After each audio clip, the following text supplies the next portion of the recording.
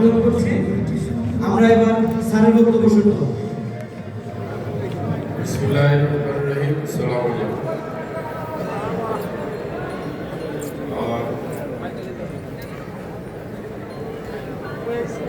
সর্বপ্রথম মহান রব্বুল আলামিনের প্রশংসা করে দীর্ঘ 13 বছর পরে এই অডিটোরিয়ামে আবার দাঁড়িয়েছি। এটা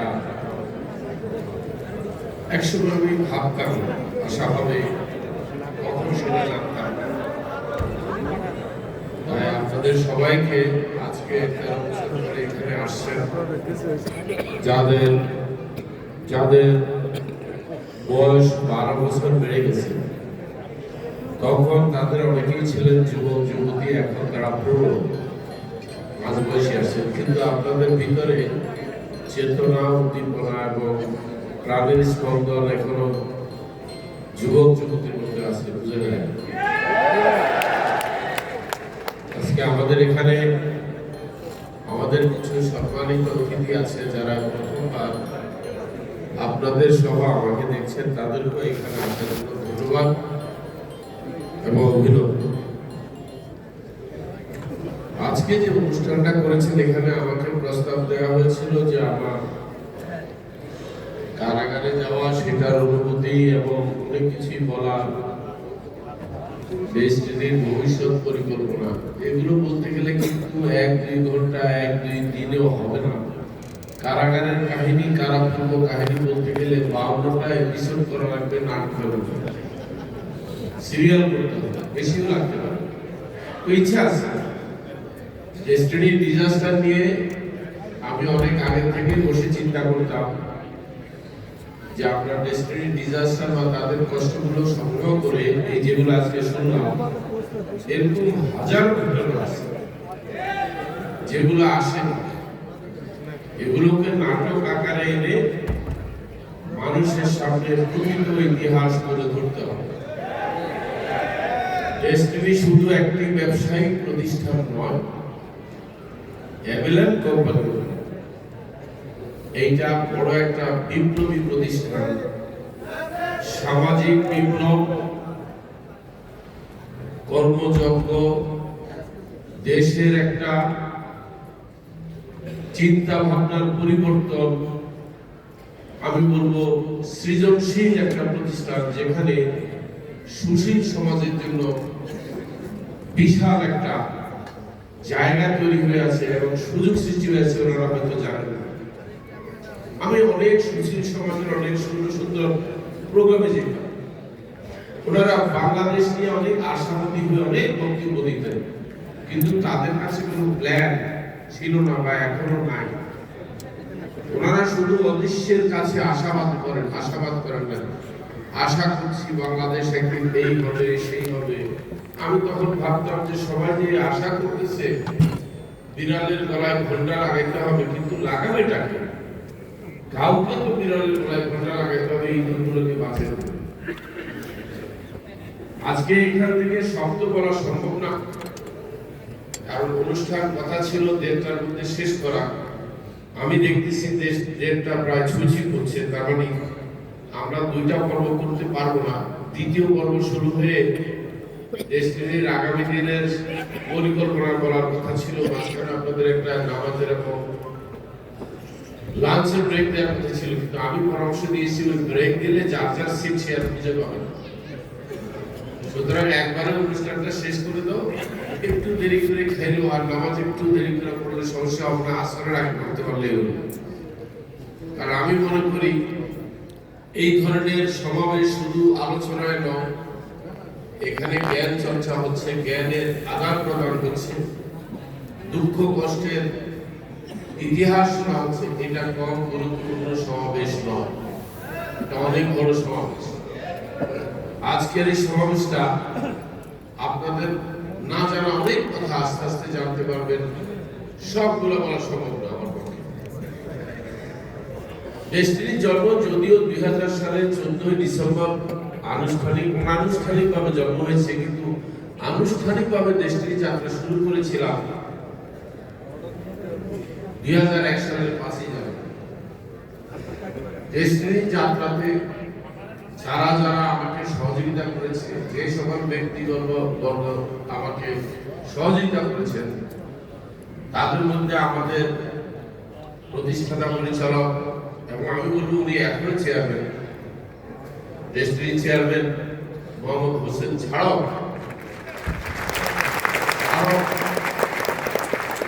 আরো একজন ব্যক্তি আমাদের মাঝে আজকে আছেন, তাকে আমি পরিচয় নাই করে দিলাম। তিনিও কিন্তু ইতিহাসের সাক্ষী।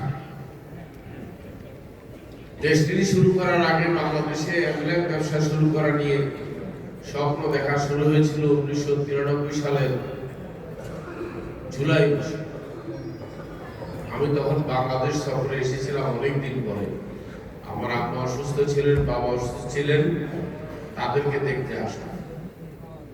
তখন আমি কি মানুষ জানি একটা বিশৃঙ্খলা পরিবেশের মধ্যে পড়লাম। রাস্তাঘাটে কিছু জিনিস আমার নজরে আসলো, যে রিক্সাওয়ালারা ট্রাফিক পুলিশের হাত মানতেছে না, ঠেলে চলে যাচ্ছে লাল লাইটে।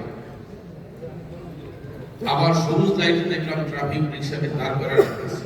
তার মানে যেমন ইচ্ছা তেমন সাজ, ওরকম যেমন ইচ্ছা তেমন চল। তো তখন ঘটনাচক্রে একজন বিদেশিও কিছুদিন পর আমাদের এখানে আসছিলেন, এসে আমাকে বললেন যে তোমাদের দেশটা চালায় কে? আমি বললাম কেন? এই যে সবুজ লাইটে দাঁড়ায় থাকে, লাল লাইটে চলে যায়। সে আমাকে বলে, জানো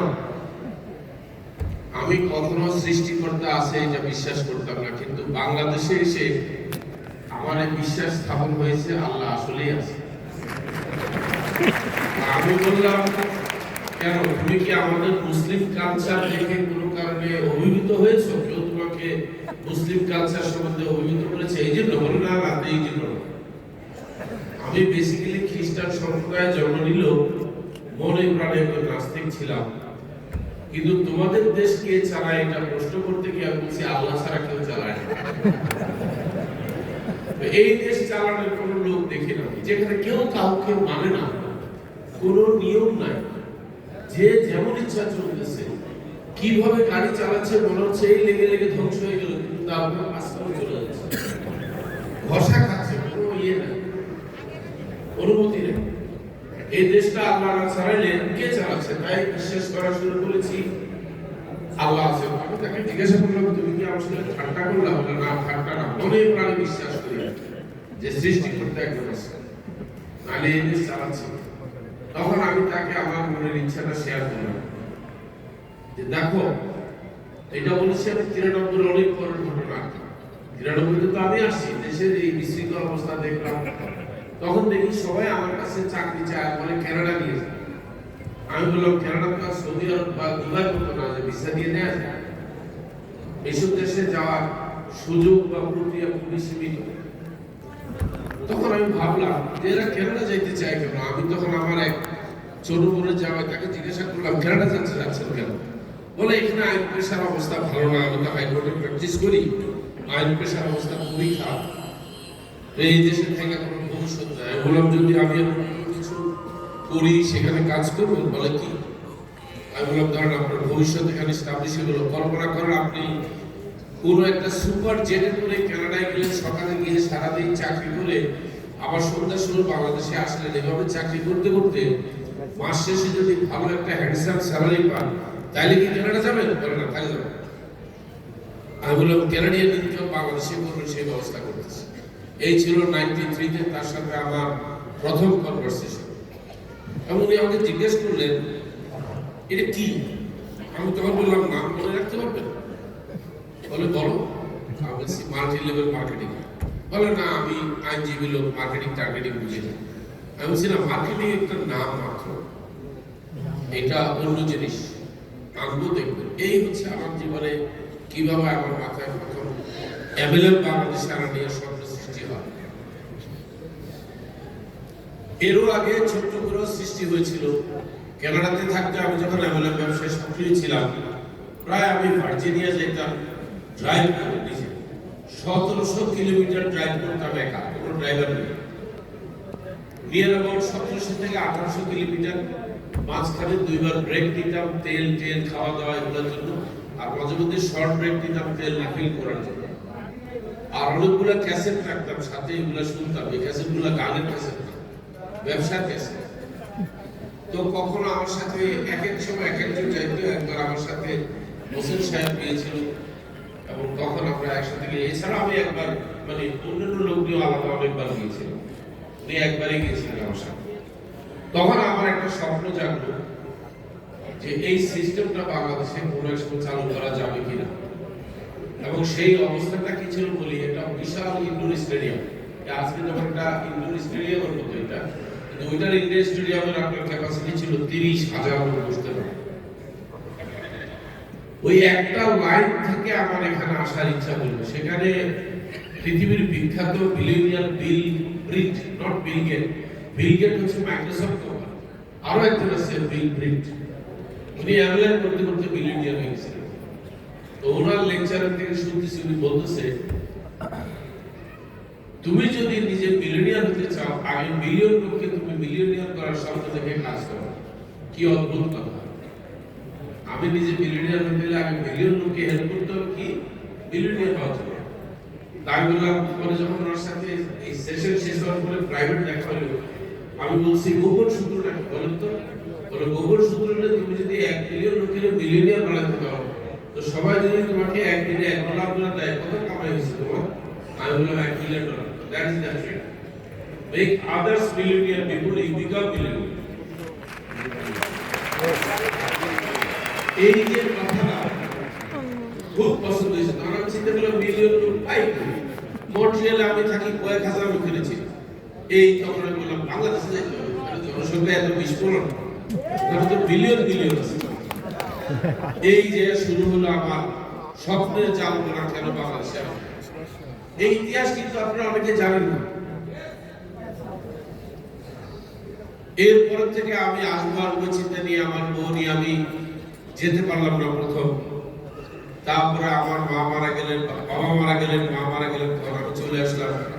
এসে আমার ওয়াইফকে নিয়ে গেলাম কানাডাতে। আমার প্রথম বাচ্চাটা হলো।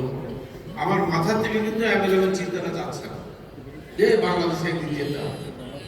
শেষ পর্যন্ত মনস্থির করলাম 1998 সালে যে বাংলাদেশে যেতে হবে, এই বিজনেসটা করতে হবে। আমার ওয়াইফ তো এটা এক মাসে বলে না, কি দরকার পাগলামি করা, এগুলো করে লাভ কি? আমরা মাত্র সংসার শুরু করেছি, আমরা এখানেই থেকে কিছু করি।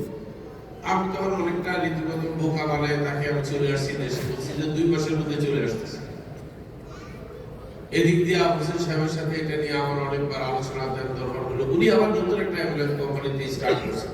অনেকগুলো উনি করছেন, আমি অল্প কয়েকটা করছি। 3-4টা অ্যাম্বুলেন্স কোম্পানি ছিল। কারণ আমি সবচেয়ে দীর্ঘ সময় ছিলাম এমন কর্মচারীর সাথে। উনি একদিন আমাকে মেসেজ দিলেন যে আমার সাথে একটু দেখা করেন রোববার। আমি গেলাম, কি ভাই বললো কি? বলে এই ব্যাপার, আপনি একটু এদের সাথে আলাপ করেন। আলাপ করার পরে আমাকে বলে যে আপনি চিন্তা করেন না, আপনার জয়েন করার টাকা পয়সা দিতে হবে না, আমি দেবো।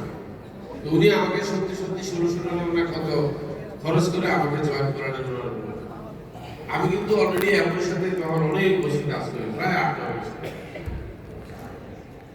এরপর আমি শব্দ দিলাম সেই কোম্পানিকে, যে কোম্পানিটাকে আপনারা অনেকে চিনেন পরবর্তীকালে, জিজিএল গ্লোবাল কার্ডিয়াক নেটওয়ার্ক। তারা কানাডাতে ব্যবসা করতো। আমি তাদেরকে কন্ডিশন দিয়েছি, তোমাদের কোম্পানি আমি জয়েন করবো 1 শর্তে, যদি তোমরা আমাকে হেল্প করো বাংলাদেশে ব্যবসা শুরু করার জন্য। তো প্রথম আমাকে একটু বললো যে হ্যাঁ আমরা হেল্প করবো। পরে বসে আমাকে ওই কোম্পানির কর্মকর্তা আমাকে বললেন যে তুমি যদি আগামী 3 বছরের মধ্যে 100 লোক জয়েন করাইতে পারো, তাহলে আমি বুঝবো তুমি অ্যাভেলেবল বুঝো এবং আমরা তোমাকে হেল্প করি। এবং হয়েছেও তাই। তারপরের দিন থেকে আমি ডেইলি ওখানে সেমিনার করি। সেমিনারে কত লোক থাকে? কখনো 1 জন, কখনো 2 জন। এই হলো সেমিনার। খুব সর্বোচ্চ 5 জনের সেই ঘটনা খুব কম ছিল। এইভাবে করতে করতে 300 উপরে লোক জয়েন করার পর আমি ভদ্রলোকে ধরলাম যে এবার বাংলাদেশে যেতে হবে। বললাম এটা তো আমরা কথার কথা বলছি, বাংলাদেশে এসে ব্যবসা হবে না। কারণ বাংলাদেশের টেকনোলজির অভাব আছে, মানুষের শিক্ষা দীক্ষা কম, আর স্পিরিটও কম। বলে একটা স্পিরিচুয়াল ব্যবসা। আমি বললাম তুমি চিন্তা করো না, আমি এটা শুরু করবো। বলো তোমার কাজ কি? আমি মানুষকে বুঝাবো আর ট্রেনিং দেবো, আর তোমরা এই অ্যাডমিনিস্ট্রেশন চালাবো। যাই হোক, লং স্টোরি শর্ট করে দিই, কারণ নাহলে আমাদের অনেক কথা আছে আজকে। আমরা আসলাম, আমি আসলাম প্রথম 98 সালের 25শে ডিসেম্বর। ব্যবসা শুরু হলো জিজিএল এর ব্যবসা 99 সালের 19শে ফেব্রুয়ারি।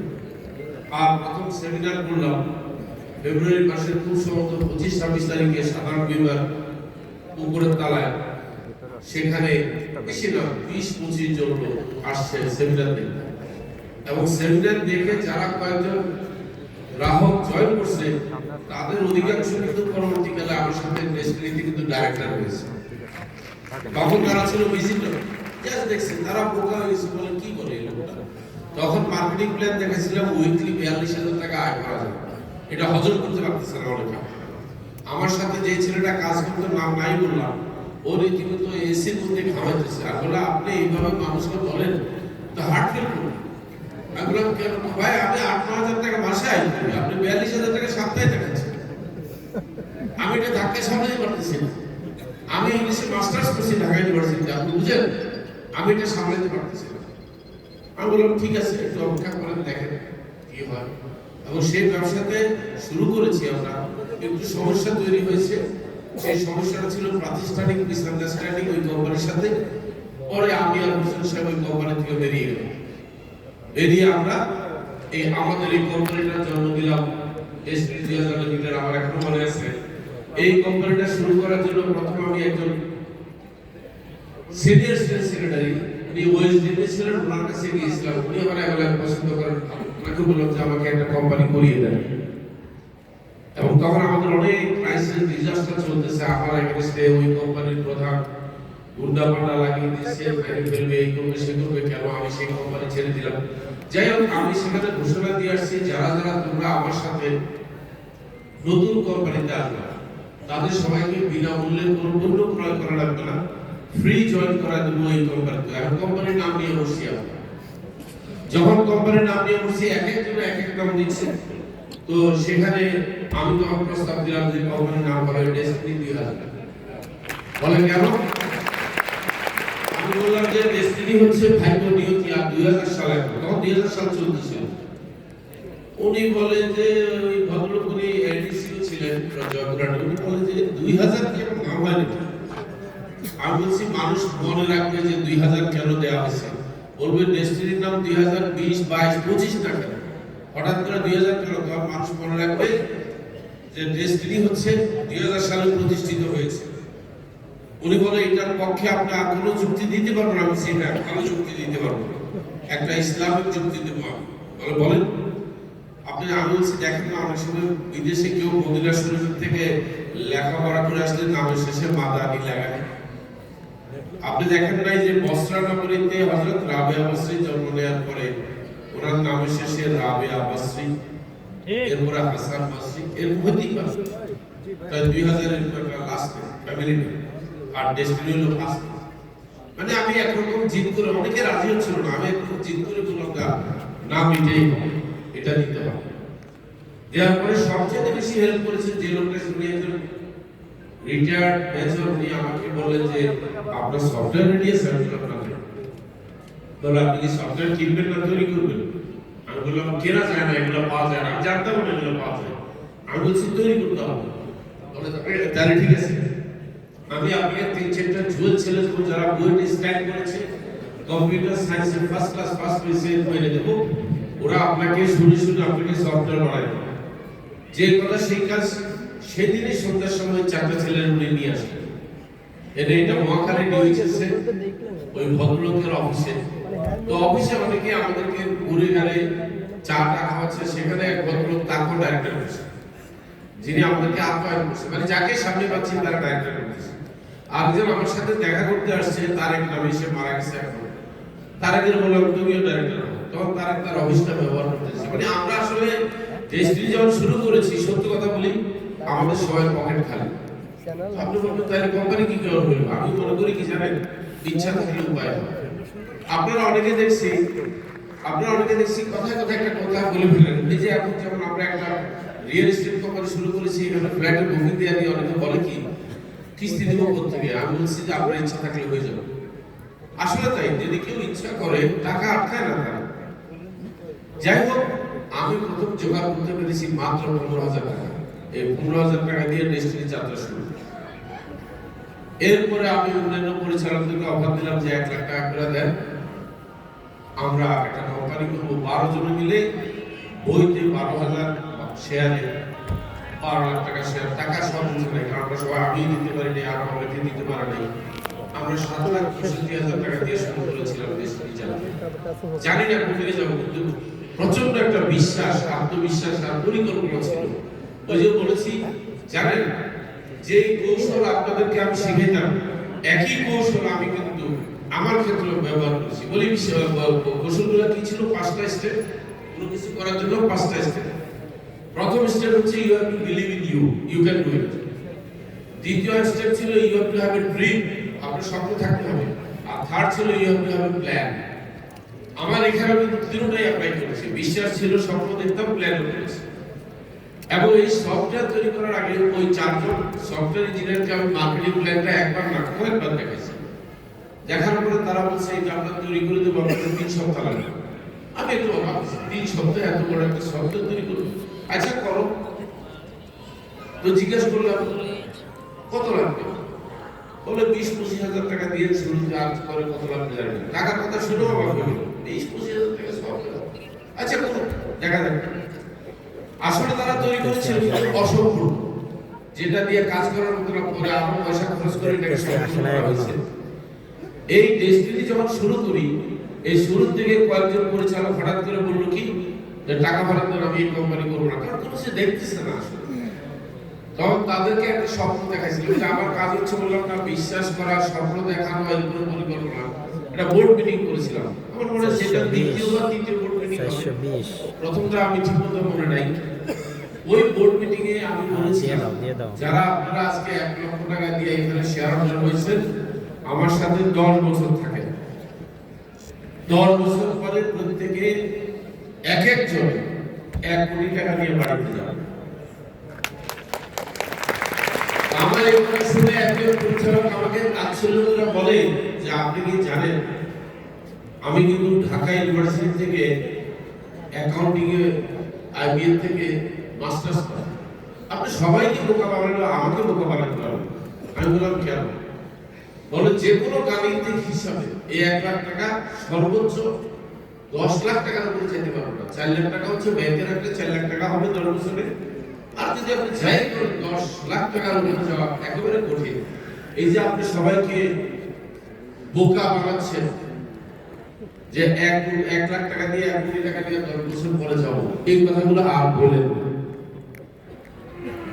আমি আর তার সাথে তর্ক করিনি। শুধু হোসেন সাহেব বলছিল যে আমি রফিকুল আহমেদের বক্তব্য বিশ্বাস করি, কারণ আমি তার কানাডা থেকে চিনি। সে যেভাবে বলো এইটা সে করে ছাড়বে, এটা আমি বিশ্বাস করি। আর একটা লোক বিশ্বাস করে না। তখন আমার কাছে বোর্ড মিটিং এর পরে বললো যে এক কাজ করেন, আপনি আমার কোটিপতি বানানোর দরকার নেই, আপনি 20,000 টাকা রেখে দেন, 80,000 টাকা আমার ফেরত দেন। আমি বললাম কেন? বলে আমি জাপান চলে যাবো।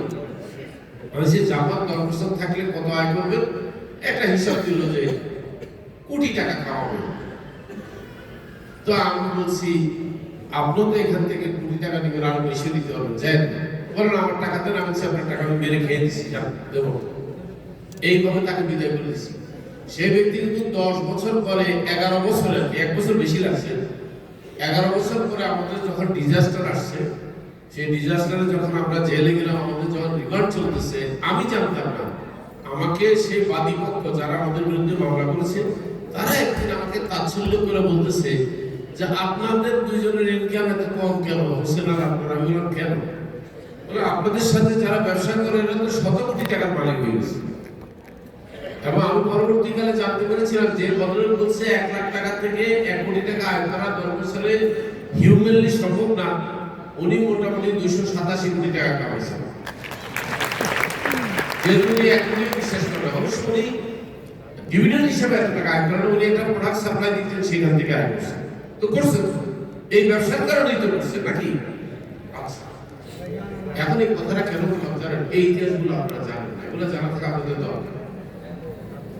ডেস্টিনিতে আমরা একজন আইটি লোক নেই, পয়সা লাগবে তাই। আমি নিজে ডাটা এন্ট্রি দিতাম ওই তারেকের অফিসে, সারা রাত ধরে ডাটা এন্ট্রি দিতাম ফজর পর্যন্ত।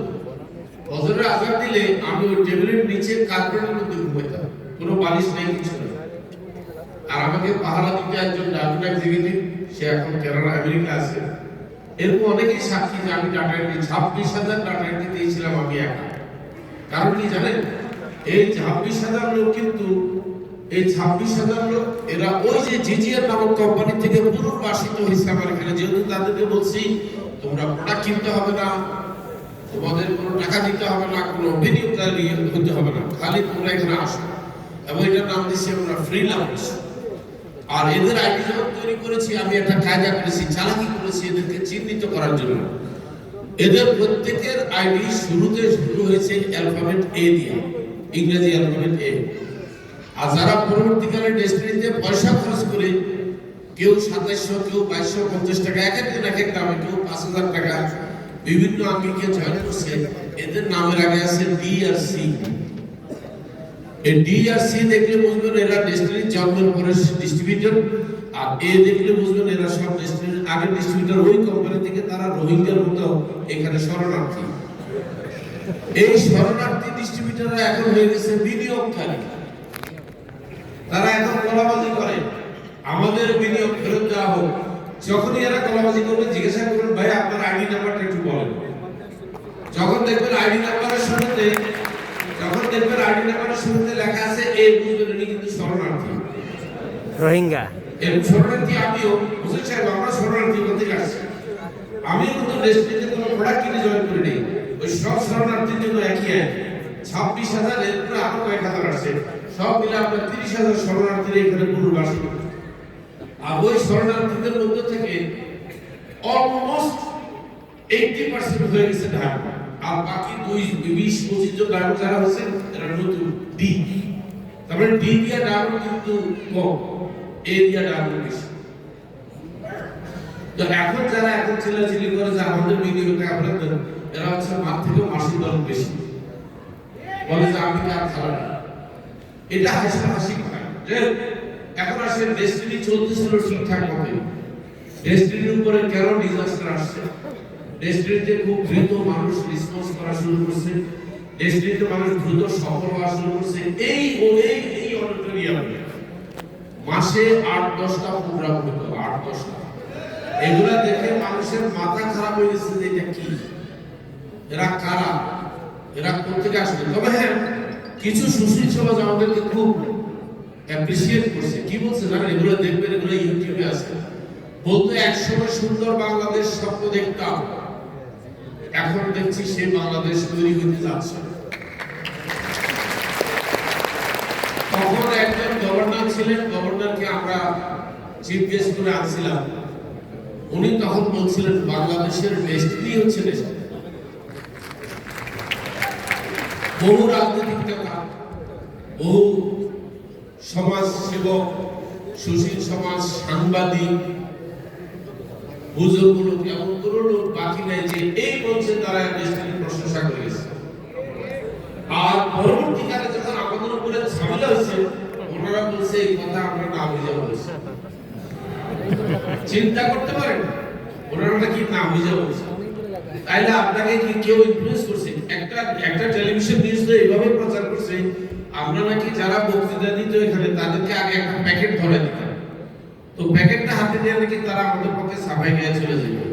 এরকম মিথ্যা প্রচার কয়েকটা টেলিভিশন করেছিল। কয়েকটা পত্রিকা আমাদের সম্বন্ধে এত খারাপ রিপোর্ট লিখছে, পরে শুনছি ওরা লেখে নয়, ওদেরকে দিয়ে লেখানো হয়েছে, ওদেরকে টাকা দেওয়া হয়েছে যে লেখো। কিভাবে জানছি? আমি এক সাংবাদিকের চিন্তা, সে আমার খুব কাছাকাছি ছিল, তারা ডেকে নিয়ে বললাম যে ভাই তুমি তো আমাকে ছিল, কেন বলে লিখতেছো? বলে বস কিছু মনে করেন না, এই লেখাটার জন্য 10,000 টাকা পাইছি, আমার তো চলতে হবে, আপনারা কিছু দেন, আবার প্রতিবাদ সভায় দেবো। তো এই ছিল খেলা। এবং আমার মধ্যে একটা জিদ কাজ করতে, 2 নম্বর ব্যবসা তো করি না, কেন টাকা দেবো? বাকিটা ইতিহাস আপনারা জানেন কিভাবে ডেস্টিনির উপর অ্যাটাক হয়েছিল। এখানে আপনারা ভিডিও চিত্র খুব কম দেখছেন, অনেক ভিডিও চিত্র আপনাদেরকে দেখানো যাবে আছে। ডেস্টিনিতে এরা বলতে ভুলে গেছে, কোন গৃহবধূ প্রেগনেন্ট অবস্থায় তার গায়ে আগুন লাগাই দিয়েছে শাশুড়ি, দেওর, শ্বশুর সবাই মিলে। দিয়ে দাও একটাই অপরাধ, সেই জন্য ডেস্টিনিতে ভিডিও করেছে, এরা আগুন লাগাই দিয়েছে। দেখা যাক সে আগুন লাগাই দেয় গৃহবধূর মৃত্যুটাকে বাংলাদেশের প্রথম শ্রেণীর একটি পত্রিকা ছাপাইছে দিয়ে দাও। যে ডেস্টিনিতে বিনিয়োগ করে টাকা ফেরত না পেয়ে আত্মহত্যা করছে। বাহ, কি হইল আর কি লেখলো! আমি অবাক হয়েছি যে ফার্স্ট গ্রেডের একটা পত্রিকা এভাবে দিয়ে দাও। কোথায় মেয়েটাকে মেরে ফেলছে এবং যে মেয়েটাকে মেরেছে তার বান্ধবী এসে আমার কাছে জেলখানায় কেঁদে কেঁদে বলছে যে স্যার আমার বান্ধবীকে মেরে ফেলছে। আমি জিজ্ঞাসা করেছি ঘটনা কি ছিল, বলে ওনার হাজবেন্ড সৌদি আরব থাকে, টাকা পাঠাচ্ছে সৌদি আরব থেকে, হাজবেন্ডের সাথে পরামর্শ করে সে টাকা এখানে ইনভেস্ট করছে, কয়েকবার লাভও পাইছে, মুনাফাও পাইছে, সে একটা ভালো অবস্থানে গেছে, ইনকামও শুরু হয়েছে। আপনি জেলে আসাতে ইনকাম বন্ধ, তাই শ্বশুর শাশুড়ি সবাই মিলে তারা চাপ দিচ্ছে টাকা দেওয়ার সময় স্বামী কোথা থেকে এনে দেবো। এরপরে একদিন ধরে তার গায়ে কেরোসিন তেল ঢেলে দিয়ে মেরে দিয়েছে এবং শি ওয়াজ প্রেগন্যান্ট, তার বাচ্চা ছিল। স্বামী কোনোদিন জানতে পারেনি। আজকে হয়তো আমার কথাটা শুনে সে স্বামী মনে করতে পারবে যে এটা তো আমার বউর আত্মহত্যার কাহিনী উনি বলতেছে। তার বউ আত্মহত্যা করেনি, তাকে মেরে দিয়েছে। এরকম হাজার ঘটনা আছে। গাছের সাথে বেঁধে রেখে পিঠে তার থেকে সম্পত্তি লিখে দিছে, বাড়ি থেকে বের করে দিছে। কেন রেজিস্ট্রি করছে? এই জন্য বাবা ভাই বোন সবাই মিলে তাকে ত্যায্য করেছে, সম্পত্তি থেকে তাকে ইয়ে করেছে। আমি চেষ্টা করি যখন যার কথা জানি আমি তখন তাদের পাশে সামান্য একটু তফার মতো সদকার মতো কিছু টাকা দিয়ে দাঁড়ানোর চেষ্টা করেছি এবং এখনো করছি। এখনো বহু লোকের আমি না বলবো কেন তাদেরকে গো বলে তাদেরকে দেই। আমার ইনকাম কখনো বাসা পর্যন্ত যায়নি, সদকার মধ্যে শেষ হয়ে গেছে। কারণ আমি জানি যে এদের কাছে আমার দায় আছে। দায় গুরুত্বপূর্ণ, একটা হক করে বাদ আর একটা জাগতিক যেই আপনার ঋণ করে মানুষের দায়। কিন্তু আমার বন্ধুদের কাছে হক করে বাদের দায় বেশি, কারণ আমি কারো কাছ থেকে ওইভাবে অত ঋণও করি নাই খুব একটা। যাই হোক, আজকে যারা এখানে তাদের অনুভূতির কথা বলে গেল যে কয়েকটি সংগঠন, প্রায় 6টি সংগঠন, আমি তাদের উদ্দেশ্যে বলবো তাদেরকে নিয়ে আমি শুধু তাদের সংগঠন নিয়ে আলাদা একটা বড় প্রোগ্রাম করব, যেখানে তাদেরকে যথেষ্ট মূল্যায়ন করা হবে। তাদেরকে একটা স্পেশাল আইডি দেওয়া হবে, মানুষ যেন চিনতে পারে এরা তারা। এদের জন্ম কিভাবে হয়েছিল আপনারা অনেকে হয়তো জানেন না। আমরা যখন সারেন্ডার করে জেলে ঢুকলাম তখন তো প্রথম 3 মাস আমরা জানি না আমরা কোথায় আছি। পরে জানতে পারছি আমাদেরকে ফাঁসির সেলে রাখা আছে। আপনি বুঝতে পারেন এটা জানলাম কিভাবে? আমাদের পাশে ফাঁসির আসামি একজন আছে, বলে যে আপনাদেরকে এখানে রাখছে কেন? লালঘরে, ঘরটার নাম লালঘর। আমি জিজ্ঞেস করছি কেন, সমস্যা কি? বলে এখানে যাদের ফাঁসি হয় কন্ডেম সেল বলে এখানে রাখা হয়, আপনাদেরকে রাখার কোনো উদ্দেশ্য যায় না। পরে যখন আমাদেরকে এখান থেকে দুদকের রিমান্ডে জিজ্ঞাসাবাদের জন্য নিয়ে যাওয়া হয়েছে, সেখানে এক পরিচালকের যখন আমি বললাম যে আচ্ছা আমরা কি দোষ করেছি, আমরা তো মাত্র অ্যারেস্ট হয়েছি, রিমান্ড চলবে, আমাদেরকে কন্ডেম সেলে লালঘরে কেন রাখা হয়েছে? ওই পরিচালক হাসতে হাসতে হাসতে হাসতে চোখের পানি বাইরে গেছে, বলে তাই নাকি আপনাদেরকে কন্ডেম সেলে রাখছে, মানে উনি মজা পাচ্ছে। আপনি চিন্তা করতে পারেন আমাদেরকে কন্ডেম সেলে রাখা হয়েছে ফাঁসির আসামি। পরে সে ফাঁসির আসামি আমাদেরকে পানি খাওয়াইছে, দুপুরে ভাত খাওয়াইছে, বললো যে আপনি জেলখানার খাওয়া খেতে পারবেন না, এগুলো পচা ভাত, গন্ধ হবে। যে কদিন আছেন আপনারা বড় ভাই, আপনারা আমার এখানে আমার তত্ত্বাবধানে খাওয়া দাওয়া করবেন, কোনো সমস্যা নেই। আজও আমি তার কাছে কৃতজ্ঞ। সে কোথায় আছে আমি জানি না, ভবিষ্যতে যদি কোনোদিন তার ঋণ শোধ করতে পারি। সে কিন্তু একজন শীর্ষ সন্ত্রাসী। এই স্বৈরাচারী সরকার চলে যাওয়ার পর সে জেল মুক্তি দিয়ে দেশ ছেড়ে পালা গেছে, কিন্তু আমি তাকে কখনো স্বৈরাচারী সন্ত্রাসী বলবো না। অদ্ভুত এক ফেরেশতা সে কেন সন্ত্রাসী হয়েছে আমার জানা নেই, কিন্তু আমি তার ভিতরে নামাজ কালাম পড়া, রোজা রাখা ছাড়া আর কিছু দেখিনি। প্রচন্ড নামাজ পড়তো, রোজা কালাম পড়তো। বলছে আমি এক মুক্তিযোদ্ধার ছেলে। মুক্তিযুদ্ধের ছেলে কেন গেলাম? বলে এটা লম্বা ইতিহাস, এখন বলতে পারবো। এইভাবে বহু লোক নির্যাতিত লোকের দীর্ঘ 12 বছর আমি জেলখানায় দিয়েছি। বহু মাদ্রাসার ছাত্র, মসজিদের ইমাম, মৌলবী এবং যারা অপরাধ কাকে বলে জানে না, এদেরকে অন্যায়ভাবে জেলখানায় রাখা হয়েছে। অনেক ইতিহাসের সাক্ষী কিন্তু জেলখানার উপরে একটা সিরিয়াল করা যাবে না। যা দেখেছি। কিন্তু আমি এবং হোসেন সাহেব যেহেতু আমরা বিদেশে ব্যাচেলার লাইফ অনেকদিন কাটাইছি, ব্যাচেলার থাকার অভ্যাস ছিল, যেন তেন ভাবে থাকার অভ্যাস ছিল, অড জব করে করে বড় হয়েছি। আমরা তো আর সাহেবের মতো বড় হইনি, তাই জেলখানা থাকাটা আমাদের কষ্ট কম হয়েছে, আমাদের গায়ে সহ্য হয়ে গেছে। আমার চাইতে হোসেন সাহেবের সাহস বেশি, এটা স্বাভাবিক। উনি নিজেও এই ধরনের প্রতিকূল অবস্থা পার হয়ে গেছে জীবনের বহুবার, এই জন্য উনি আমার চাইতে বেশি সহ্য করতে পারছে। পরের দিকে আমার এই সহ্য করা হয়ে গেছে। এখন আমাদেরকে যখন ধরে নিয়ে যায়, আমাদের বিরুদ্ধে সাক্ষী পাওয়া যাচ্ছে না। কারণ আপনারা সবাই তো যে দেখলেন যে ইয়ে করতেছেন, মানববন্ধন করতেছেন, আন্দোলন করতেছেন ছাড়ার জন্য, তখন এদেরকে প্রস্তাব দেওয়া হলো সাক্ষী হওয়ার জন্য, যে বলতেছে সাক্ষী হও, তো বলছে না সাক্ষী হবো না, বললেন তাহলে আসামি হবো। এরকম বহু ড্রাগনকে আমি শুনেছি, একজন ড্রাগনকে গালে থাপড়েছে যে কেন সাক্ষী হবে না, ও বলছে যে ওনাদের কোনো দোষ নেই। এবং এখনো আমার সাথে যারা আসামি হিসাবে অন্তর্ভুক্ত, আপনারা দেখবেন কিছু আসামি, আমাদেরকে আসামি কিন্তু প্রথমে 12 জন, তারপরে 46 জন চার্জশিটে যাদেরকে নতুন করে আসামি করা হয়েছে, ওদের একটাই অপরাধ, ওরা আমার বিরুদ্ধে সাক্ষী দিতে রাজি হয়নি। এই একটা অপরাধে তাদেরকে ইয়ে করা হয়েছে। আর যে সাক্ষী দিতে রাজি হয়েছে তাকে ছেড়ে দেওয়া হয়েছে, এবং সে সাক্ষী হয়েছে। এবং আপনারা জানেন দুদকের মামলায় মাত্র 2-3 জন লোক আমাদের বিরুদ্ধে, ডেস্টিনির লোক সাক্ষী হয়েছে, বাইরের লোক পুরো ডিস্ট্রিবিউট। এই 2-3 জন লোক এখনো আজীবন মনে থাকবে আমার মনে, যে এরা আমাদের বিরুদ্ধে সাক্ষী দিয়েছিল দুদকের পক্ষে। আমি সব মনে রেখেছি। তো যারা সাক্ষী দেয় নাই তাদের প্রতি আমাদের শ্রদ্ধা। তাদের অনেকে এখন আমেরিকা আছে, অনেকে বাংলাদেশে পালিয়ে বেড়াচ্ছে, আর 2-1 জেলও আছে, একজন মধ্যে এখনো জেলে আছে। সে ব্যক্তিটি মুক্তি পাক, আমি তার জন্য চেষ্টা করব। কারণ আমরা সবাই যেহেতু বাইরে আছি, একজন জেলে থাকবে, তাই না?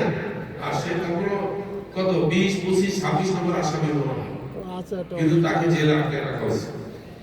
এখন তো স্বৈরাচারী সরকার পায়, সে কেন জেলে আছে আমি জানি না। মামলায় তো মিথ্যা বাড়ানো।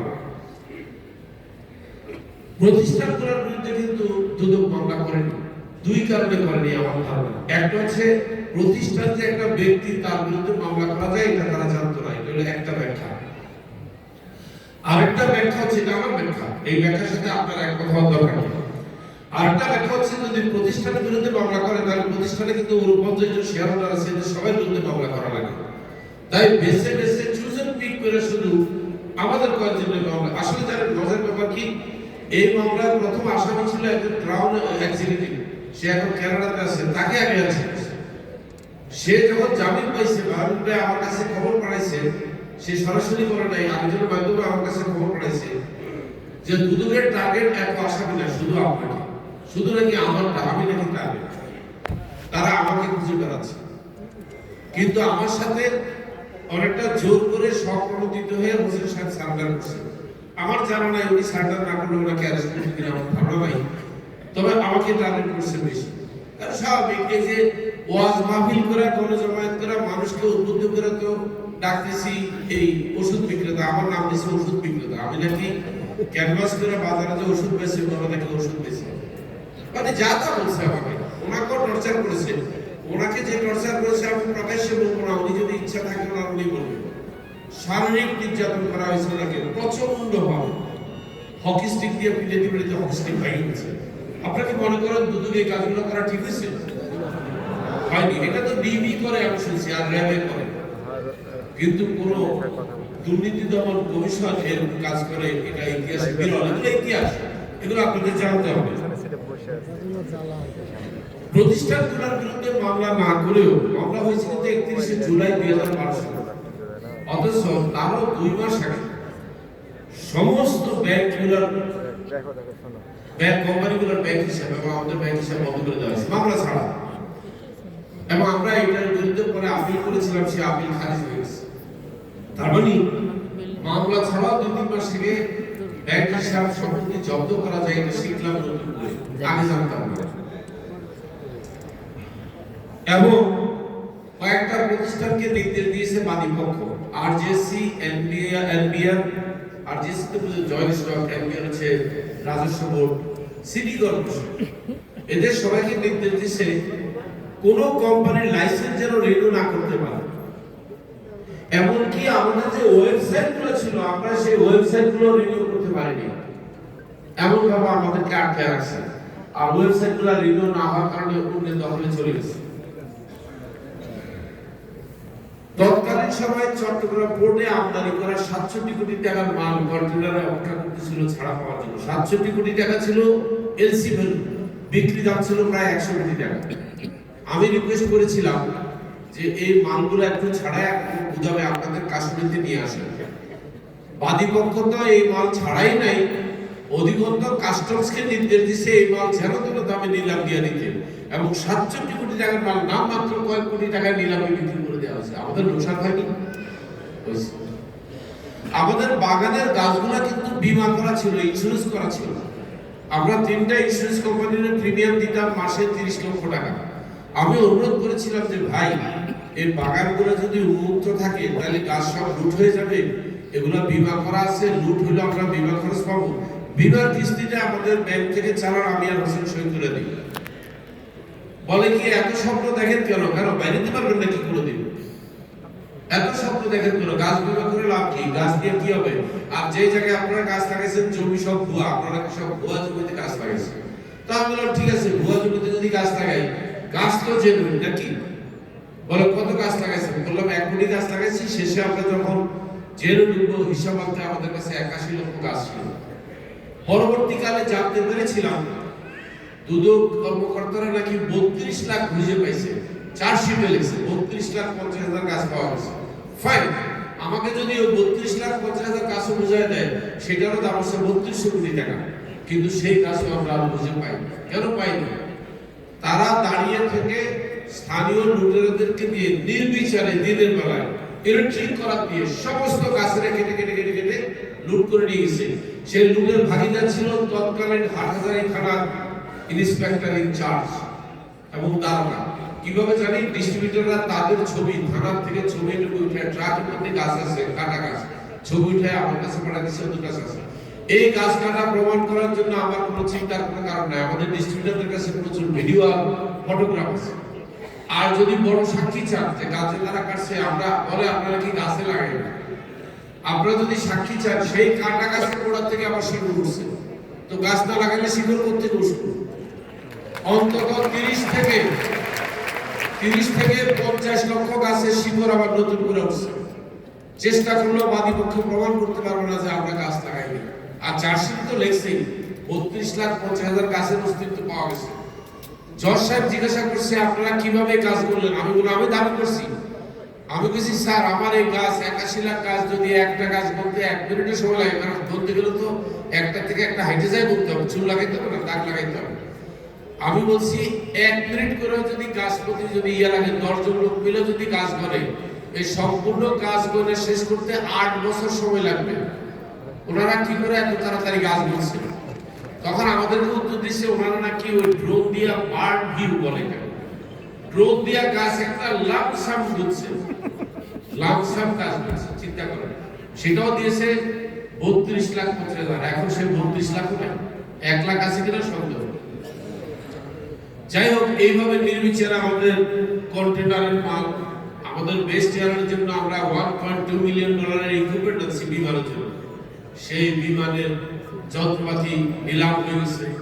68 কোটি টাকা দিয়ে আমরা বিমান আনার জন্য এলসি করেছি, সেটা ফরফিট হয়ে গেছে। এইভাবে আমাদের যে কি পরিমাণ ধ্বংস হয়েছে আপনারা জানেন না। 2 থেকে 300 কোটি টাকা ছিল, আমরা বিভিন্ন লোকের সাথে তখন জমি বায়না করেছি। সে বায়না জমিগুলো নির্দিষ্ট টাইমে বায়না সম্পূর্ণ না করার জন্য 200-300 কোটি টাকার বায়না টাকা ফরফিট হয়ে গেছে। এখানেই শেষটা কিন্তু আমাকে জেলে রেখে কিছু লোকের দিয়ে নকল দলিল বানায়া সেইখানে আমাদের অজ্ঞাতসারে আদালতে শুনানি করে একতরফা শুনানি করে পুলিশ হেফাজত থেকে জমি ছেড়ে দিয়ে সেই জমি আরেকজনের কাছে বিক্রি করে দিচ্ছে। আমরা জানি না, কারণ আমরা নিরীহর মতো ভিতরে বসে আছি। যারা আজকে বলে যে আমরা কোনো চেষ্টা করি নাই, তারা তো বাইরে ছিল। এই যে জমিগুলো দলিল নকল করে যে বিক্রি হয়ে যাচ্ছে, তারা ঠেকালো না কেন? আজকে তারা দেশটির মাসি, দেশটিকে বাঁচাতে আসছে। আমার কাছে হাসি পায় আসলে। আমার বাসায় তখন আমার স্ত্রীকেও কিন্তু দিয়েছিল, কি বলে আসামি দিয়েছিল। আমার স্ত্রী কোনো দোষ নেই, সে শুধু কোম্পানির একজন শেয়ার হোল্ডার। বলো। এখন তাকে কেন দিয়েছে আমি সেটা শুনেছি পরে। তাকে নাকি জেরা করেছে যে আপনি কেন আপনার স্বামীরে আটকান নাই, সে যে এত অপকর্ম করে বেড়াইছে, মানে সে যে আটকায় নেই এটার জন্য তার বাসা নিয়ে বসে, কি বলে, তাকে আসামি নিয়ে বসে আছে। এখন সম্ভবত সে বাসা থেকে সরে গেছে। এমন কোন রাত নাই মাসে 8-10 বার, শুনুন আপনারা সবাই তো আপনারা আপনাদের কথা বলে গেছেন, এমন কোন রাত নাই যেদিন আমার বাসায় হামলা হয়েছে রাত 2টা 3টা বাজে। দরজা পিটে লাথি মেরে দরজা খুলে ভিতরে ঢুকে বাথরুমের দরজা লাথি মেরে খুলে বাথরুমের ভিতরে আমার বউরে খুঁজে বেড়াচ্ছে যে ওখানে পালাইছে কিনা। বাচ্চারা হাউ মাউ করে চিৎকার দিচ্ছে, এত রাত্রে সন্ত্রাসী আসলো না, ডাকাত আসলো। আপনারা কি জানতেন এটা? জানতেন? আমাদের বেস্ট এয়ারের একটা অফিস করেছিলাম নাটোর টাওয়ারে, প্রায় 8-10 কোটি টাকা খরচ করে, 4টা ফ্লোর। এত সুন্দর অফিস বাংলাদেশে কোনো এয়ারলাইন্স করতে পারেনি। অফিসের ভিতরে এসকেলেটর ছিল, 1 ফ্লোর থেকে 1 ফ্লোরে এসকেলেটর। পুরো অফিস বানিয়েছিলাম গ্লাস দিয়ে, আমার রুম থেকে সব রুম দেখা যায়। সেখানে যত ক্যাবিনেট সিন্ধুক যা আছে, বড় বড় যে আপনার হাতুড়ি আছে যেগুলো দিয়ে ইয়া ভাঙে, ওই যে কনস্ট্রাকশন বিল্ডিং এর দেয়াল ভাঙে, সেই হাতুড়ি দিয়ে বাইরে গ্লাস ভেঙে ফেলছে, সিন্ধুক ভেঙে ফেলছে। কি বুঝতেছে আল্লাহ জানে, আমরা কিন্তু জানি। তখনও চার্জশিট জমা দেয়নি, এগুলো করেই বেড়াচ্ছে। যতদূর জানতে পেরেছি আদালতের থেকেও কোনো পারমিশন নেয়নি এই কাজগুলো করতে। এইভাবে বেস্ট এয়ারের অফিসটাকে 10 কোটি টাকার ডেকোরেশনের অফিসটাকে তছনছ করে ফেলছে। এরপর আমাদের এমপ্লয়ি তাদেরকে এখানে আসামি করা হয়েছে। ওই এমপ্লয়ি থেকে জেল অফিস আমি শুনছি, সে এমপ্লয়িকে সেও জামিনে বেরিয়েছে, তাকে করে কিনা আপনাদের সামনে দাঁড় করাবো, দেখবেন বলবে কিভাবে বড় বড় হাতুড়ি দিয়া, কনস্ট্রাকশন হাতুড়ি দিয়া আমার অফিসকে ভেঙে ফেলা হয়েছে। আপনারা বলতে পারেন যে আপনার মামলা হয়েছে, ইনভেস্টিগেশন হবে, চার্জশিট জমা হবে, আমাদের ট্রায়াল হবে, এগুলো তো রাষ্ট্রের সম্পদ। আমি অপরাধী হতে পারি, আমাকে আটকে রাখলে দরকার হলে আমার অফিস দখল করবে, দখল করে অন্য কেউ চালাবে। যেমন ইমেলি রাসেলরা তার ওয়াইফের নিয়ে গেছে, তাই বলে ইমেলির অফিসকে এইভাবে হামাদ দিস্তা দিয়ে বাইরে মারছে, ভাঙছে। কোনদিন এর 600 টাকা আমি ব্লাড দিতেছি, কথা যেহেতু বুঝছ না বয়রা পুরো করে বসায় দিছে, তাই না? কিন্তু আমারটা দিছে, আমার অফিসগুলোকে পুরো করে বসায় দেওয়া হয়েছে। এরপর নাসিম ট্রেড সেন্টার, আজকে যারা কাটাকাটি করে গেছে তারা ছিল সাক্ষী। নাসিম ট্রেড সেন্টার লুট করেছে, অফিস, ড্রয়ার, টেলিভিশন, সোফা কিছু রাখে। এরপরে স্কাউট ভবন লুট করেছে, স্কাউট ভবনের সমস্ত কাগজপত্র, ক্যাবিনেট, আমার জামা কাপড় সব দিয়ে রাস্তা ফেলাই দিয়েছে। সেখান থেকে যে যেমনি পার্সেল উঠায় নিয়ে চলে গেছে।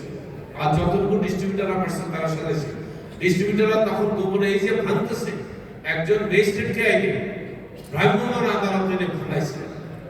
আদালতের কোনো পারমিশন ছিল না আমি যতদূর জানি, কারণ আদালতের পারমিশন দেবে কেন ভাঙার জন্য, তাই না? এরকম আমাদের বিলীন করে দিচ্ছে। শুধু একবার আমাকে বলতো যে আপনি কি এখনো স্বপ্ন দেখেন কোনো একদিন জেল থেকে বাইরে বেরোবেন? আমি বললাম বলে কি? তো আমি বলছি আপনারা কি আজীবনে থাকবেন, একদিন রিটায়ার করবেন না? বলে কি করবেন? আমি বলছি আমি সিদ্ধান্ত নিচ্ছি আমি একদিন বেরোতে পারলে রাজনীতি করব, এবং আমি সরকার দলে যোগ দেব। আমি বলছি আমি প্রয়োজনে সরকার দলে, যে সরকারের ক্ষমতায় থাকে তার দলে যোগ দিব, এবং যোগ দিয়ে সেই সরকারের আমলে আপনাদের বিচার করবো ইনশাআল্লাহ। কারণ আপনারা মনে করেন না যে আপনারা পার পেয়ে গেছেন, আর কোনোদিন পৃথিবীতে ইতিহাস পুনর্জাগরণ হবে না। আমি সেই দিনের অপেক্ষা আছি যেই দিন আমাদের এই নির্বিচারে আমাদের উপরে অত্যাচার চালিয়েছিল, বউ বাচ্চার উপরে। আমার বাচ্চাগুলো যারা ট্রমার মধ্যে চলে গেছে, এত ভয় পেত রাত্রে ঘুমাইতে। শেষ পর্যন্ত এই হামলা করতেছে, বাড়ি নিয়ে যাবে, এখন বাড়ি ক্রম করছে, বাচ্চারা থাকবে তো। পরে জজ আদালতে মানবিক কারণে দরখাস্ত করেছিলাম যে আমাকে অন্তত আমার বাড়িটা বাচ্চারা থাকার জন্য আর 2-3টা অফিস চালানোর জন্য মানবিক কারণে পারমিশন দিয়েছিল। তখন জজ সাহেব কি কারণে দিয়েছে জানি না, এবং সেইভাবে আমার বাচ্চারা এখনো সেই বাড়িতে আছে। অবশ্য দেখেন আমার বাড়িতে এইভাবে রাতের পর রাত, দিনের পর দিন হাঙ্গামা করার কোনো দরকার ছিল না। ওরা বুঝতো না, জানেন, ওরা অবাক হয়ে যেত যে এটা কি হামলা হইতেছে। এগুলো তো আপনারা জানতেন না, আপনারা জানতেন আমি জেলে ছিলাম, আর কিছু না। এই যে আমার বাড়িতে আক্রমণ হচ্ছে, আমার বাচ্চারা যে চিৎকার দিত রাত্রে, এরা হামলা করলে, এগুলো কেউ আপনারা জানতেন না। কারণ এগুলো এত লজ্জার কথা, এগুলো আপনাদেরকে বলে আমার কোনো লাভ হবে না, বরং ব্যথা আরো বাড়বে।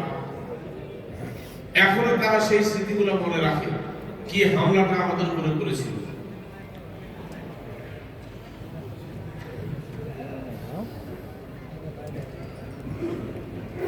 এমন হাজার না জানা গল্প আছে যেগুলো আপনাদেরকে একসময় শোনাবো।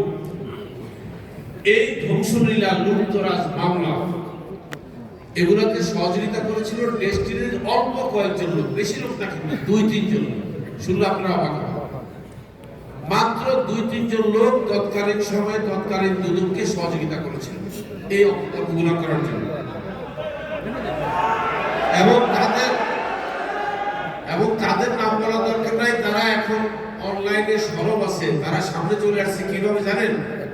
ওই যে বাংলা একটা প্রবাদ আছে, ঠাকুর ঘরে কেড়ে ভিতরে থেকে চোরে বলে আমি কলা খাই না। এদেরকে চিনার জন্য আপনার কোনো নাম বলার দরকার নাই, তাহলে আপনি জিজ্ঞেস করবেন ঠাকুর ঘরে কে আছো, দেখবেন চিৎকার দিয়ে উঠবে, বলবো আমি কলা খাই না। এরা এখন ডেস্টিনির কান্ডারি হয়ে গেছে, ডেস্টিনি উদ্ধার করতে নেমে গেছে। এদের নাম আপনি আমার দরকার নাই। দুদকের সাক্ষীর তালিকা নেবেন, 219 জনের তালিকা, দেখবেন ওখানে মাত্র 2-3 জনের নাম আছে যারা ডেস্টিনির লোক, আর বাকিরা সব বাইরের লোক। আমার নাম বলার দরকার নেই। এই মির্জাফররা এখন ডেস্টিনি দাঁড় করানোর জন্য মিথ্যা আশ্বাস দিচ্ছে আপনাদেরকে, অবাস্তব আশ্বাস দিচ্ছে। বিনিয়োগকারীদের টাকা ফেরত দেবে বলতেছে, কিভাবে দেবে কোনো ইয়ে নেই, প্ল্যান নেই। আর এদের কারণে মহামান্য হাইকোর্ট একটা রায় দিয়েছে প্রতিষ্ঠান চালানোর জন্য। এদের কারণে আমরা ডেস্টিনি চালাতে পারতেছি না। আমার আর হোসেন সাহেবের চেয়ার দখল হয়ে গেছে। আমাদেরকে বলা হচ্ছে এরা ক্রিমিনাল, আমির হোসেন ক্রিমিনাল, এদের ডেস্টিনিতে আসার কোনো অধিকার নাই, এদের শায়ের বাজেয়াপ্ত করছে হাইকোর্ট। এরা এখানে আসতে চায় কেন? বলতেছে কে? ওই কয়েকজন। আমরা কেন আসতে চাই? আমি কার খালা নাই, তোমরা কারা? তারা হাইকোর্টের একটা মামলা দোহাই দিয়ে আমাদের চেয়ার দখল করে বসে আছে, আর তাদের সাথে উস্কানি দিচ্ছে স্বৈরাচারী সরকারের একজন মদতপুষ্ট নেতা, যিনি এখন পালায় গিয়ে লন্ডনে অবস্থান করতেছেন। তিনি হচ্ছেন এখন ডেস্টিনি চেয়ারম্যান, হোসেন না। কিন্তু আপনারা কেউ চিন্তা করতে পারেন যে স্বৈরাচারী সরকার চলে এসেছে, 1 বছর বেশি সময় হয়েছে, আমি মারিছি 1 বছর বেশি সময় উনি হয়েছে, আমাদের জায়গায় আমি কার খালুরে আলোচনা, ডেস্টিনি চেয়ারম্যান আরেক লোক। আপনারা কারা ডেস্টিনি চেয়ারম্যান হয়ে বসে আছেন? আপনাদেরকে তো ডাকা হয়েছে অন্য কারণে, যে তখন ডেস্টিনি চালু করবেন। আজকে 3.5 বছর ধরে বুঝছেন, সে 22 সাল থেকে হিসাব করলে 3.5 বছর, 3.5 বছর ধরে ডেস্টিনি চালু হচ্ছে না, কিন্তু ডেস্টিনি বন্ধ। নাটক চলতেছে ওখানে, শুধু সিরিয়াল, এক একটা সিরিয়াল ব্রেক থ্রু দিচ্ছে, আসিতেছে। দেখবেন আপনার প্রমো দেয়, কখনো কখনো টেলিভিশনে যখন নাটক সিনেমা আসে, এটা প্রমো চালায়, কয়েক সেকেন্ডের প্রমো আসে। আবার ডেস্টিনি দাঁড়াবে, কমান্ডারের নেতৃত্বে। কমান্ডার একজন বলছে আমাদের কমান্ডার, জানো না কমান্ডারের যোগ্যতা কি লাগে? আমি যখন 15ই জানুয়ারি 25 সালে জেল থেকে বের হই, দেখেন এটা অত্যন্ত দুঃখজনক একটা খবর, আপনারা জানেন না, কিন্তু 2025 সালের 15ই জানুয়ারি পর্যন্ত আমাদের সাজা খাটা হয়ে গেছে 12 বছর 3 মাস 5 দিন। তার মানে 3 মাস 5 দিন বেশি খেটে পড়েছে। এই 3 মাস 5 দিন বেশি খাটাতে আমাদের একটা লাভ হয়ে গেছে, সেটা হচ্ছে আমাদেরকে প্রায় 4,000 কোটি টাকা জরিমানা করছে। পরে আইনের বই খুলে দেখি কি লেখা, সেটা আমি এখানে যারা অ্যাডভোকেট আছেন তাদের উদ্দেশ্যে বলতেছি। সিআরপিসি সেকশন 35 এর 2 এর ক, সেখানে লেখা আছে যদি আসামি একদিনও যদি হাজতবাস বেশি করে, তাহলে তার উপরে আরোপিত অর্থদণ্ড আপনি মাফুক হয়ে যাবে। তাই আমাদের দুইজনের উপরে আরোপিত অর্থদণ্ড কিন্তু অটোমেটিক্যালি অ্যাডজাস্ট হয়ে গেছে বেশি খাটাতে। একদিন বেশি খাটিতে 3 মাস 5 দিন কাটছে। কিন্তু যেদিন বের হব সেদিনকার একটা গল্প আপনাদের সাথে শেয়ার না করলেই নয়। 2 জন ব্যক্তি আমার সাথে এই তথ্যটা শেয়ার করেছে, একজনের বাড়ি চিটাগং, একজনের বাড়ি যশোর। আমি তাদের নাম বললাম না, তারা নিজেরা বলবে পুরো একদিন আপনাদের সামনে। এরা বলতেছে যে স্যার আপনি যেদিন বেরোবেন, একজন লোক তারা বলতেছে উনি আজকে বেরোতে পারবে না, কারণ ওনার নামে আরো মামলা আছে। আর এরাও অবাক হয়েছে, মামলা করতে আসছে, আর আমিও জানতাম না। আমি আল্লাহর মধ্যে আপনাদের দোয়ায় বেরোছি সেদিন, কিন্তু বের হওয়ার কয়েকদিন পরে জানতে পারছি আমার নামে বরানী থানায় একটা মামলা করা হয়েছে, আমি বের হওয়ার 4 দিন আগে। তার মানে দেখেন ষড়যন্ত্র কিন্তু তখনও করা হয়েছে এবং ষড়যন্ত্র এখনো চালু আছে। আমি বাইরে দিতে পারবো না, আমার নামে মামলা আছে, পৃথিবীতে ওই একজন ব্যক্তি জানে, আপনি জানেন। এবং আমি বেরিয়েছি আল্লাহর অসীম রহমতে। একটা জিনিস বলি আজকে, আল্লাহ যারে দেয় তারে কেউ কোনোদিন বান্দা ঠকাইতে পারে না। আপনাদের দোয়া যে আমাদের উপরে আছে তার প্রমাণ কিন্তু এটা, যে আমাদেরকে মামলা করা 12 বছর পরে আটকা রাখা সম্ভব হয়নি। আল্লাহ চাইছেন দেখে বাইরেছি, নাহলে কিন্তু ওই মামলাতে কিন্তু ভিতরে ঢুকে থাকতাম। তো এখন আপনাদেরকে আমি জেলে থাকার যে কাহিনী শুনাইলাম, এইটা শুধু একটা ছোট্ট ঘটনা মাত্র। আমাদের অনেক সম্পত্তি আমাদেরকে না জানায় একতরফা শুনানি করে খুলে দিয়ে দখল দিয়ে দেওয়া হয়েছে। এরকম অনেক সম্পত্তি এখন আমাদের হাতে নাই। এগুলো নিয়ে আমরা কাজ করবো। আগামীতে আশা করি যে সরকারই আসুক, আমার বিশ্বাস তারা গণতান্ত্রিক সরকার হবে। আমরা সেই গণতান্ত্রিক সরকারের কাছে যাব, আবেদন করবো যে আমরা নির্যাতিত হয়েছি আপনাদের মতো। কারণ যে দুইটা বড় দল এখন রাজনীতির মাঠে আছে, দুটোটা দলের নির্যাতিত, দুইটা দলেরই কিন্তু অনেক পরিবারের সদস্য হারাইছে, তাদেরও অনেক বেদনা। তাই বিশ্বাস করি এই বেদনার্থ লোকদের কাছে গেলে আমরা আমাদের বেদনার কথা বলতে পারবো। তাদের কাছে যাই বলবো, অনেক হয়েছে, এবার আমাদেরকে সহযোগিতা করেন, এই মিথ্যা মামলা থেকে আমাদেরকে অব্যাহতি দেন। আদালতের নির্দেশনা থাকলেও সেই নির্দেশনা বাস্তবায়ন করা যাচ্ছে না, কারণ সেই নির্দেশনা বাস্তবায়ন করতে আমার আর চেয়ারম্যানের ডেস্টিনির দায়িত্ব নেওয়া প্রয়োজন। আপনারা শুনে অবাক হবেন, তখনকার সেই 22 সালের যে রায় বেরিয়েছে, সেই রায়ের মধ্যে পরিষ্কার লেখা দিচ্ছে বিচারপতি যে নতুন বোর্ড করে দিলাম, সেই বোর্ড চাইলে, এইভাবে লেখা, সেই বোর্ড চাইলে না, এখন ইমেল বলছে শ্যাল, উচিত। শ্যাল শব্দের বাংলা অর্থ হচ্ছে উচিত, যে এই বোর্ডের উচিত আগের এমডিসিও কে রেখে দাও, অথবা তারা মনে করলে নতুন এমডিসিও নিয়োগ দেবে। তার মানে কি বোর্ড আমার বিরুদ্ধে ছিল, এখনো নাই, কিন্তু আমাদেরকে নিয়োগ দেওয়া হয়নি। এবং বলা হচ্ছে ওনারা নিয়োগ চায় কেন, ওনারা ক্রিমিনাল। ক্রিমিনাল না হলে স্বৈরাচারী সরকার কি ওনাদেরকে ধরে নিয়ে যায়? তাহলে কি এতে বোঝা যায় না যে স্বৈরাচারী সরকারের দোষর কারা? তারা স্বৈরাচারী সরকারের ব্যাপারে সবাই গেছে।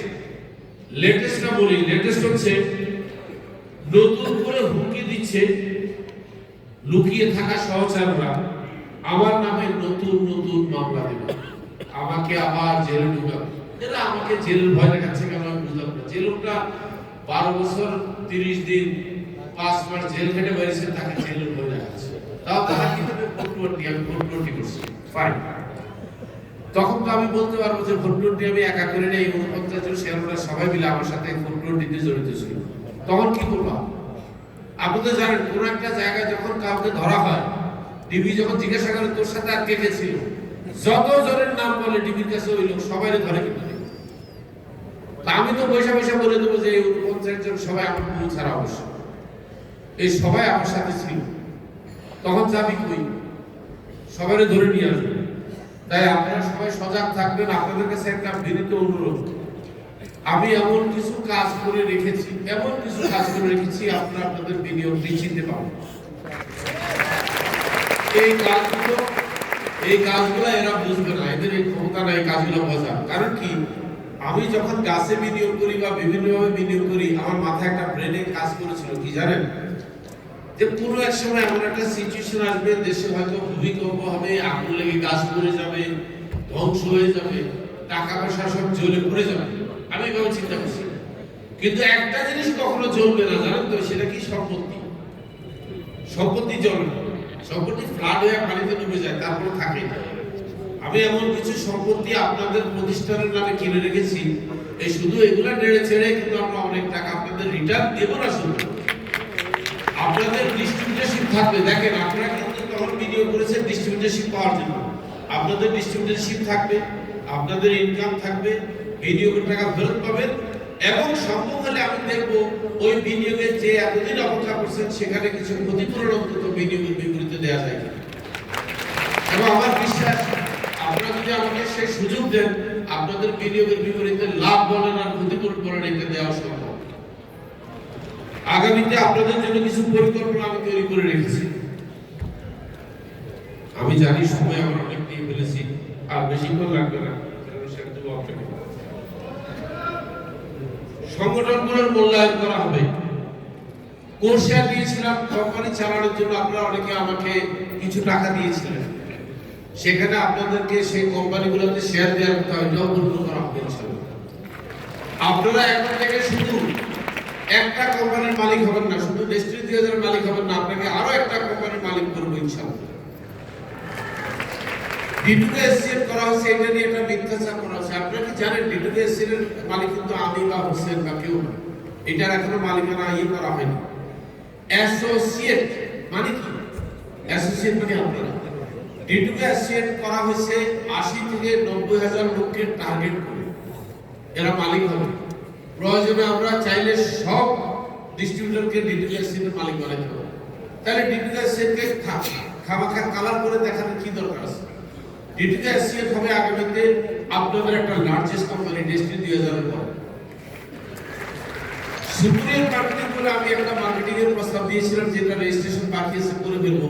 সেখানে অনেকে আপনারা 100 টাকা 200 টাকা 1000 টাকা দিয়েছেন, ওর মধ্যে একটা সন্দেহ রাখছেন যে টাকাটা পাবেন কিনা। টাকা তো পাবেনই, যেভাবে আপনাদেরকে টাকার বিপরীতে লভ্যাংশ দেওয়ার কথা হয়েছিল দেবো ইনশাআল্লাহ, শুধু সময়টা একটু দেরি হয়েছে। হয়তো 22 সালে 23 সালে 24 সালের কথা বলছি, এখন হয়তো একটু দেরি হচ্ছে। সুগুরের মার্কেটিং আপনারা ইনকাম পাবেন, চিন্তা করবেন না। ডেস্টিনি 2000 লিমিটেড বড় আকারে চালু করা হবে, এমন বড় অফিস দেওয়া হবে, এবং আপনি চিন্তা করতে পারবেন না যে কি স্বপ্ন দেখছি আমি এখন ডেস্টিনি 2000 নিয়ে। ডেস্টিনি 2000 এর এক একটা ফ্লোর করতে চাই 40-45 হাজার স্কয়ার ফিটের অফিস করতে চাই।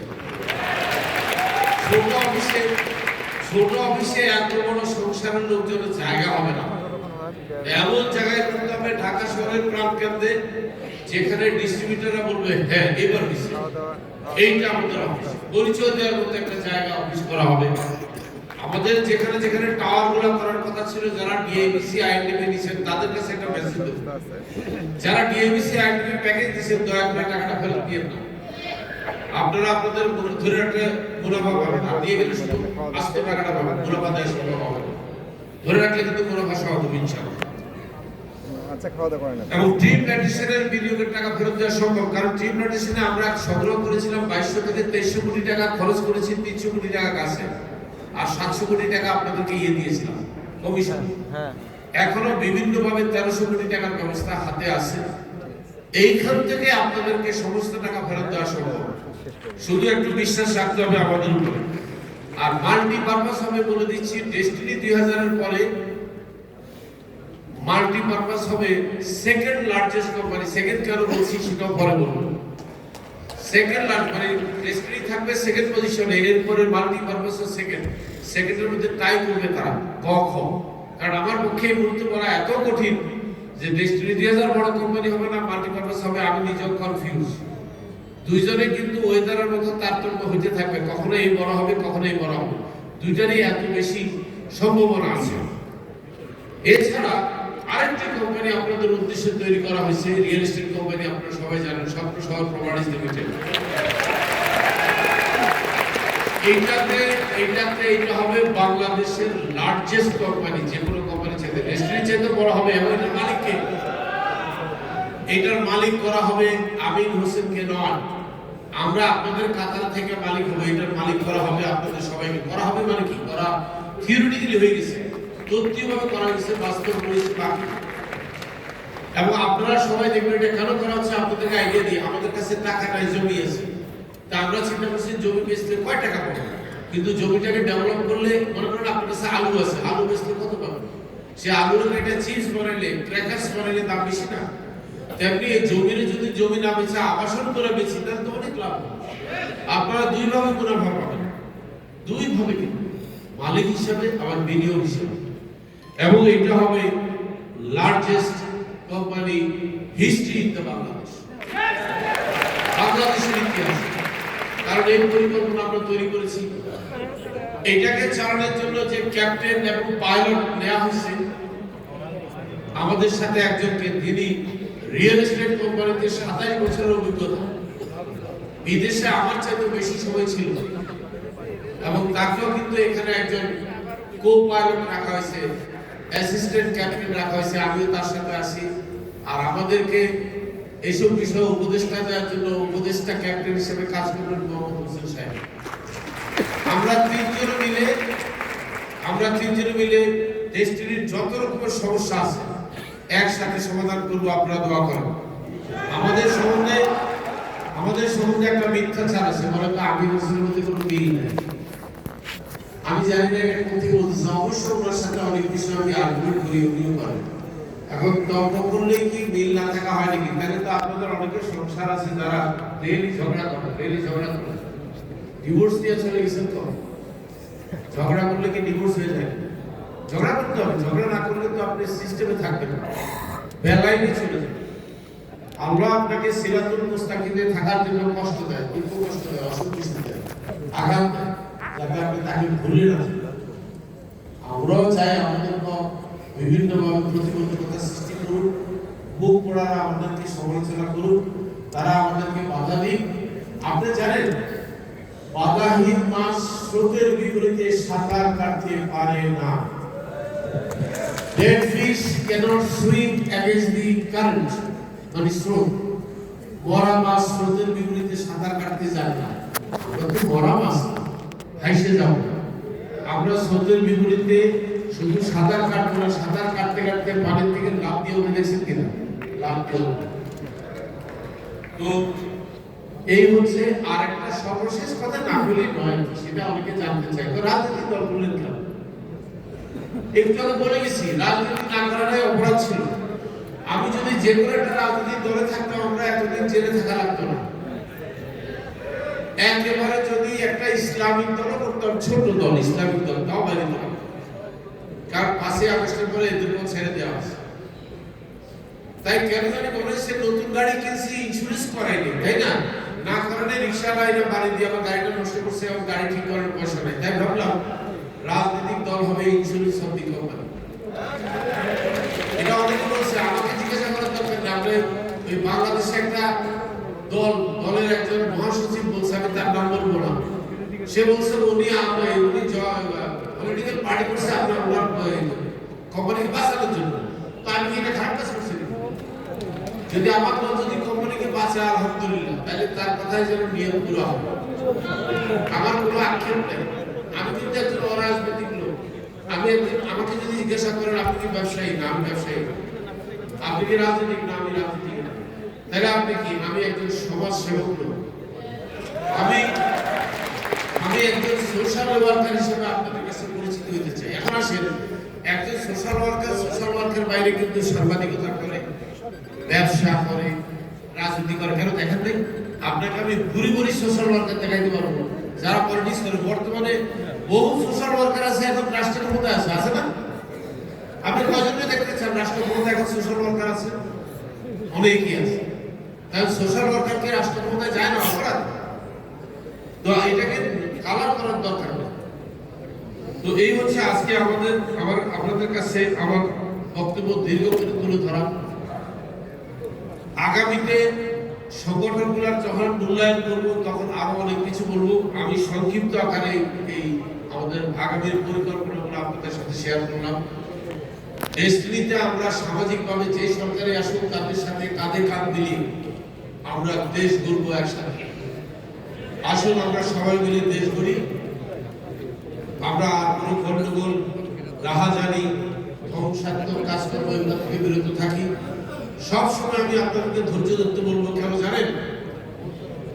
সূরা আসরে আছে, ওয়াল আসরি ইন্নাল ইনসানা লাফি খুসর ইল্লাল্লাযিনা আমানু ওয়া আমিলুস সালিহাতি ওয়া তাওয়াসাউ বিল হাক্কি ওয়া তাওয়াসাউ বিস সাবর।